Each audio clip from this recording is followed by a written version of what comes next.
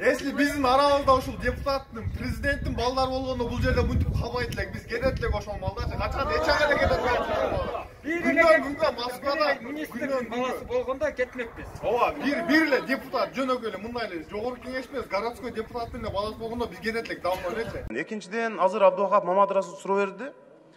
Кубат Айчич, мына депутаттардын дээрлик 80%-на жанагы Новосибирскте отелдерде жаткан, Туркияда жаткан, Дубайда жаткан мекендештерибиз кайрылып ыйлап атышат да. Кары картаңы бар. Мен сиз деле аларды ойлойсуз, мен деле түшүнүп атам. Бирок эмнегедир өкмөт ушул маселеде бир аз мындай кайдыгер мамиле жасап аткандай сезилип атат да. Анткени ошол убакта учактары бар эле, аэропорттон уруксат берсеңер, азыр Кыргызстанда ишкерлер чыгып атпайбы? Керек болсо мен общежитиям ошолорго берейин жатаканамы деп. Ысык көлдө чыгып атат. Ошону азыр суроо болду, силер жооп, биз бунун үстүндө иштеп атабыз деп койдуңар да. Мына Тышкы иштер министрлиги. 11-апрелде учак жөнөтөбүз дедиңер, алар үмүт менен күтүп атышты, дагы болбой калды.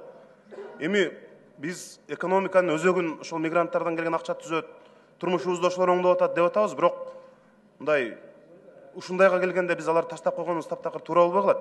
Адамгерчиликке да жатпайт. Азыр алар кыргыз өкмөтү, ишенгени кыргыз өкмөтү. Башка эмне кылат? Ошон үчүн мүмкүн болушунча чукул арада сүйлөшүү жүргүзүп, ушул 20-апрелге чейин бир алып келүүнүн жолун карайлы. Мына эл деле акча чогултуп атат, башка кылып атат. Ошону бир эске алып койсоңуз, Кубат Айчич, өзүңүз ушуну бир көзөмөлгө алып келүүнү бир карасаңыз. Макул.